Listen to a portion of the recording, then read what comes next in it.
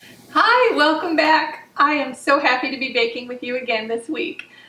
Today, we are going to do a delectable everyday bread loaf. It's a different recipe than our basic bread loaf that we've done before. I don't know if you're like me and you like choices. I like to have choices. I want my cinnamon rolls to be my cinnamon roll dough, and I want my dinner rolls to be my dinner roll dough. I like to have different flavors for different things. I think flavors complement what you're using them for. And so I've taught you all the basic bread dough recipe, Sue Becker's from her red book, and that's our everyday loaf.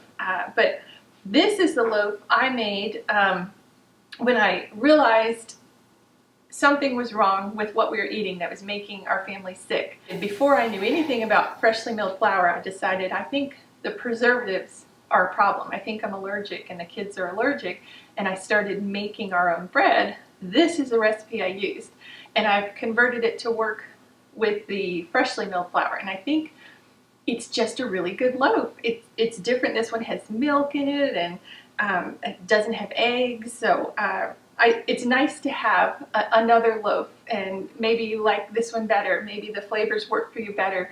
I found the other loaf is not dense at all, but it holds its crumb really well. This one has a lighter crumb. It's not crummy, like it falls apart easy. It doesn't. It holds its crumb very well, but it's a little bit lighter, has a little bit of I don't know how to describe it, a fresh flavor or something. I don't know. It works so well when you toast it. To me, I just enjoy this one toasted. So it's kind of funny. We have a bread we'll toast, and then we have like a sandwich loaf bread, or just grab your bread in the middle of the day and butter it and have a snack kind of thing. But I really enjoy this loaf, and I think you will too. And I think maybe you all want a variety so you can choose what you like best, and it's good to have a lot of options in your pocket for a rainy day, which it is here. It's a very rainy day. I hope you've had a lot of fun with the pasta and had some successes there. I'm sure you have, because it's so easy and it's fun to make. I'm excited to bake with you today, so let's get started.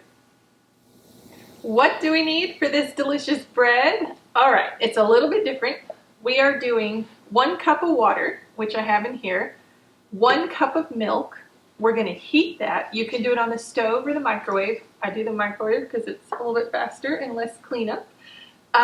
We are going to do 1/4 cup of olive oil, 1/4 cup of honey. You can use a sweetener of your choice. Honey's more natural. I like it.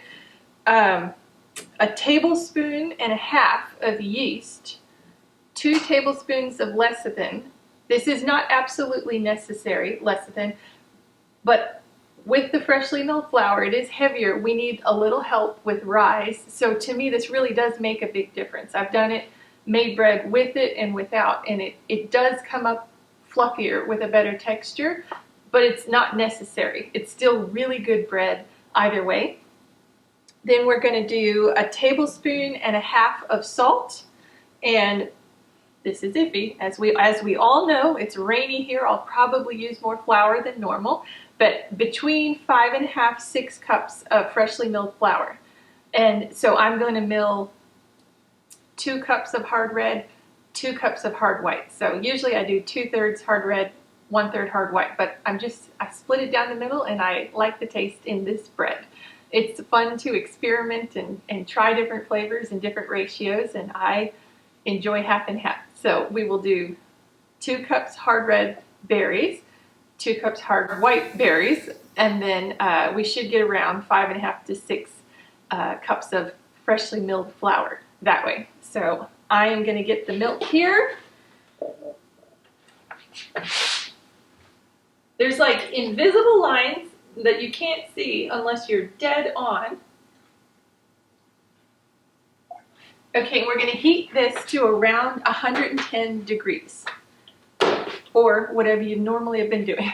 So I'm going to put 1/4 cup oil, and then 1/4 cup honey, because the honey slides out really nicely after the oil.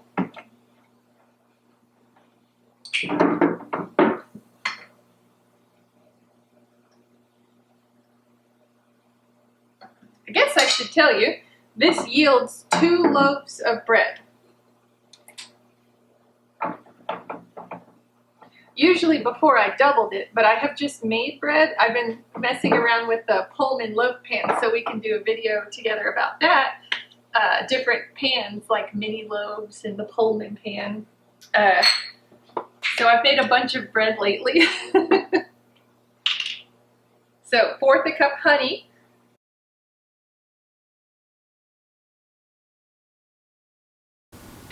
And it just all comes out so nice with the oil in there first.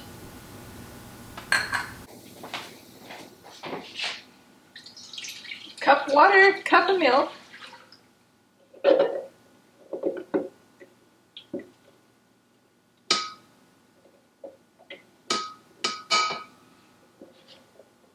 And then we'll do our 1.5 tablespoons of yeast.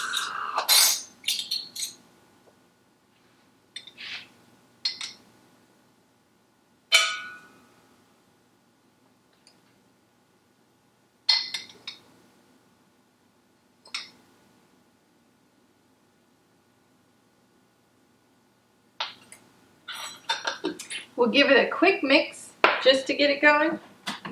Get it all mixed in with the honey to feed the yeast.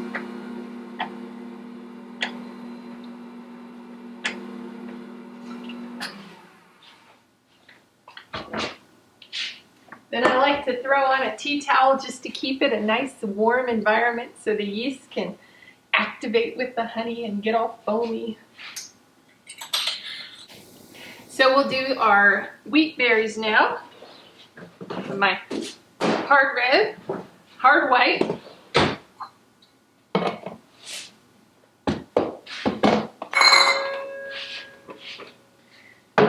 I always check the inside of my Wonder Mill here to make sure I've got this attached.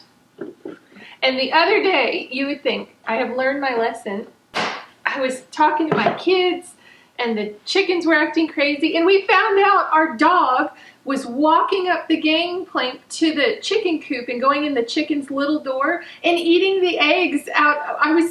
One day we'd have 10 eggs and one day there'd be no eggs, and we couldn't figure out. I thought we had a snake, but we have a sneaky snake dog. That's what it is. So we were dealing with a lot, and I did not hook my tube up to the machine properly, and I turned around and then turned around again, and it was just a cloud of white everywhere. I had so much cleaning up.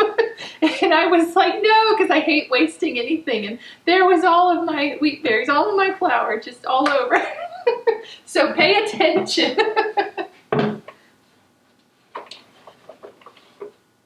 Can we check on our yeast? Oh, look at how foamy and nice that is. I did have somebody ask me, how do you know when your yeast is good? It should foam like this. You want to make sure the liquid and sweetener together. The sweetener gives it life. It helps it activate. It gives it something to feed on. You make sure it's not too hot where it's going to kill the yeast, and it's not too cold where it's too hard for the yeast to activate. It needs a nice warm, so about 110 degrees. And I don't think you need a tea towel on top. I just do. I get good results, so I stick with it. So now we're ready to add our flour, our lecithin. So we're going to do 2 tablespoons of lecithin.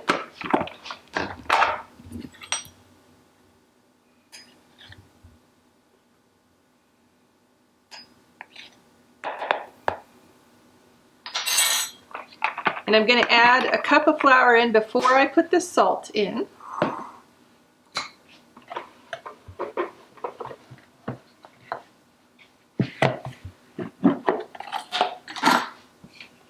So I have my ever handy scraper. Actually, it would probably help to turn it on also. So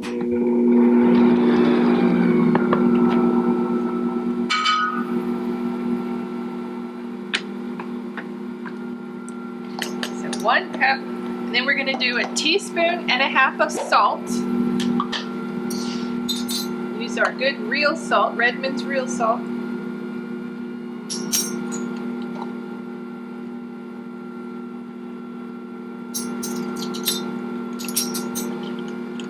We'll keep adding our flour.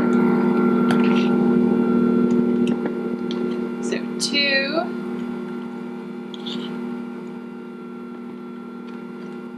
3,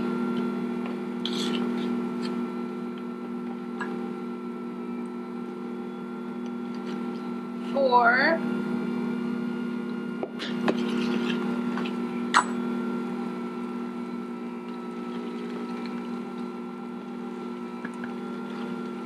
5,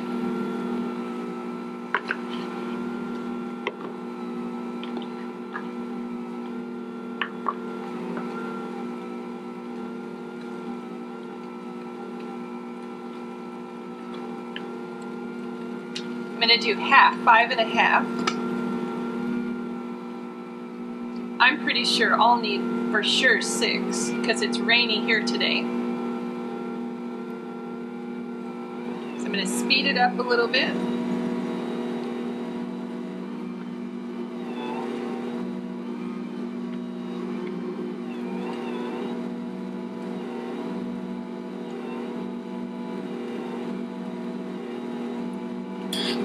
I'm going to set the timer for 6 minutes. I'm working my way up to 6 cups here.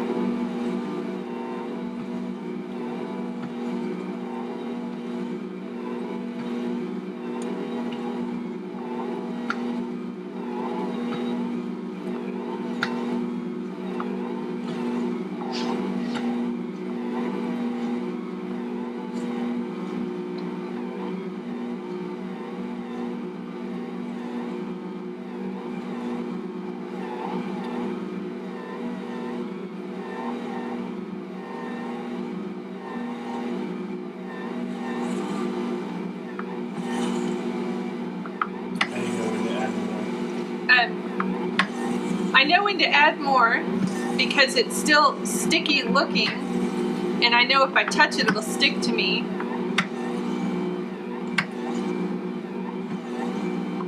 Until it looks like it won't stick to me and it's staying together as a clump and it's not sticking to the sides or the bottom too much. And again, the kneading has to build the gluten, so as it kneads, it's gonna get less sticky as it's building itself up. So I wait a little bit, see how it goes.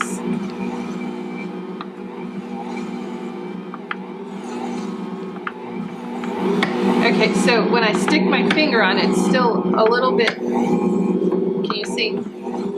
There's stuff coming off, so I'm gonna just sprinkle. This is still the 6th cup I'm working on. It's not sticking to the sides, so that's good.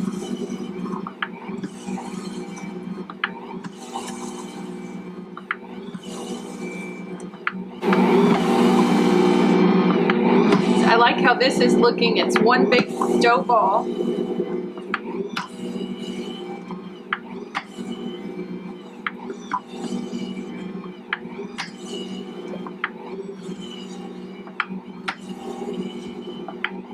It's better.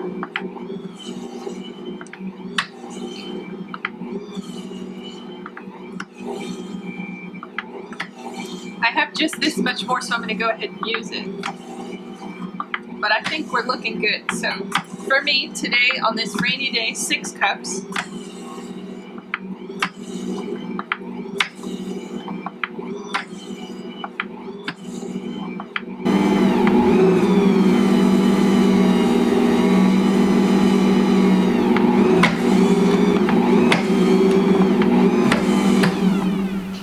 All right, I think I'm going to loosen this up.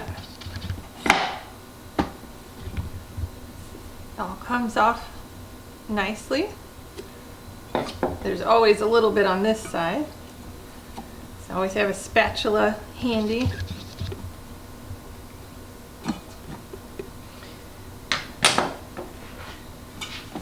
Look at that, it's not sticking. This dough does look different than the other loaf we've done together, but it's very nice. It's a good dough to work with. It's soft.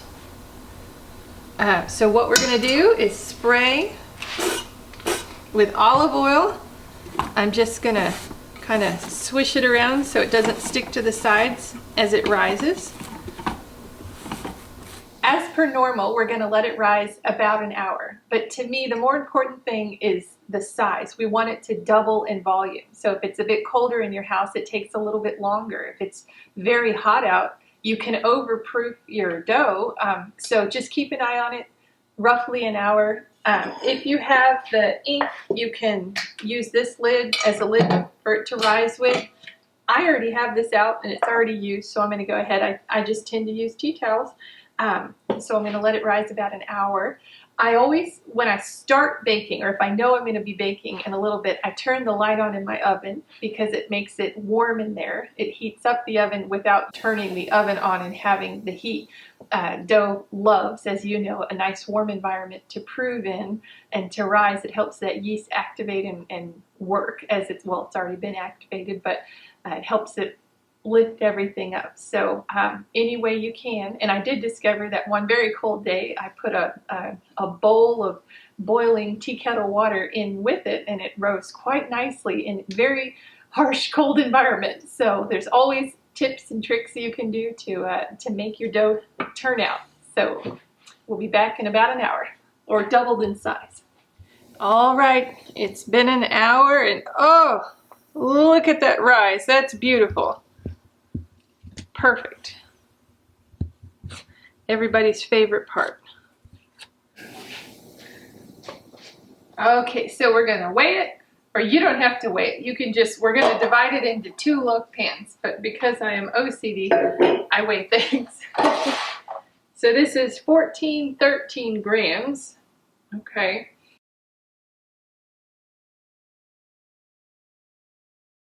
Okay. So then, however you like to, would just shape the dough.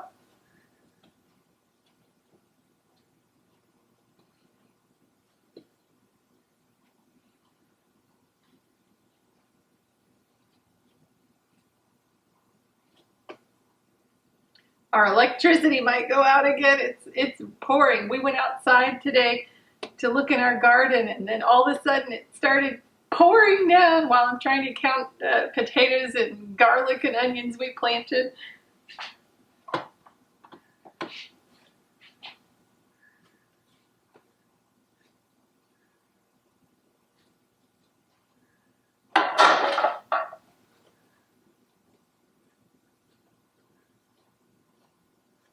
Might get to hear some good thunder.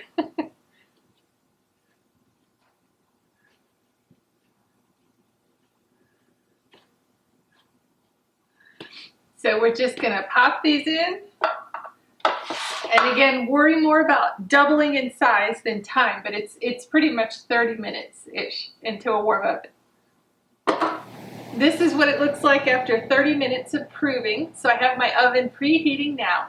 We are going to bake for 30 minutes at 350, like most everything else.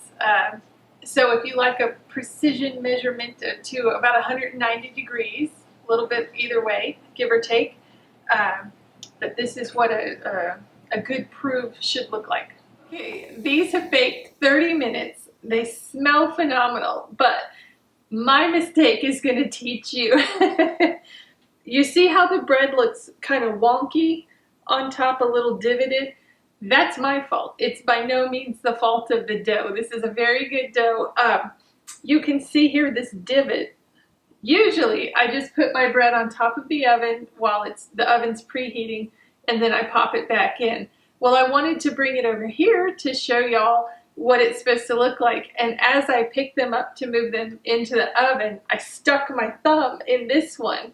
And then as like a knee-jerk reaction, I shook my hands to say like, no, no, no, you know, and I after they prove, they rise, you know, and then if you bump them or shake them, some of the air goes out of it and they sink. So here's a prime example of what it will look like if you prove your dough and then you mess with it or bonk it or tap it or whatever. It's kind of rigidy and wonky, but that's my fault, not the dough, and you get to learn and I get to teach you from it. So it's all going to taste good. That's the end thing, that it tastes really good. But I put a little butter on top right when it came out of the oven, just to have a little flavor and a little sheen on the bread.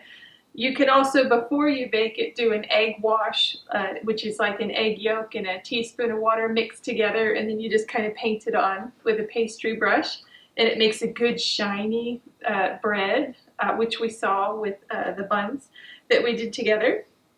But this is a delicious bread. I'll cut some so we can see. I'll cut the already thumb hole affected one.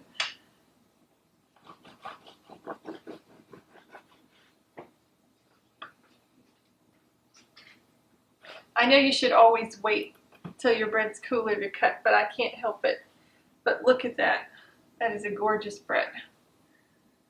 It smells so good. You can't deny how good fresh bread out of the oven smells. But I hope that you enjoy this recipe. This is a multi-purpose. You can use it for anything. It's an everyday bread dough also, and it just has a different flavor, a little bit of a different texture, and I think you'll really like it. I enjoy it. I enjoy all the breads. I enjoy baking with y'all, and I really enjoy teaching you how to do it, because I just have such a passion that all of us can know that we are in charge of our health, that God made our bodies to be healthy and to heal itself. And one of the biggest things that has to do with health is what we put in our body. There are genetic things that we cannot change, but we can fight a lot of stuff we're predisposed to, and we can stop a lot of things before they start just by feeding ourselves full nutrients, you know, making good healthy choices where we can. And so having a few bread recipes is really nice for that. There is it's a verse in Proverbs. I think the verse is Proverbs 26:2. It says, like a flitting sparrow, like a flying swallow, so a curse without cause shall not alight, which kind of means a curse isn't going to happen without a cause, right? So sickness isn't going to happen without a cause. I've been watching a lot of a lady named Barbara O'Neill, and she's a Christian lady who believes that we should all be able to kind of be our own doctors and diagnose ourselves, you know, and are you suffering from something? Well, let's look at like what you're eating, what's your lifestyle, you know, what's your water intake. And I love doctors, and I think doctors have a place, but I think there's a lot of things we can just get rid of if we feed ourselves the right food and the right ingredients. So I desperately and passionately want to research more and more about this and share it with you in the form of teaching how to make really delicious food and how to feed ourselves wholesome, good ingredients and not give up flavor and yumminess and the things that we want. So I am very excited to keep giving you videos, and I love to hear how things are going for you.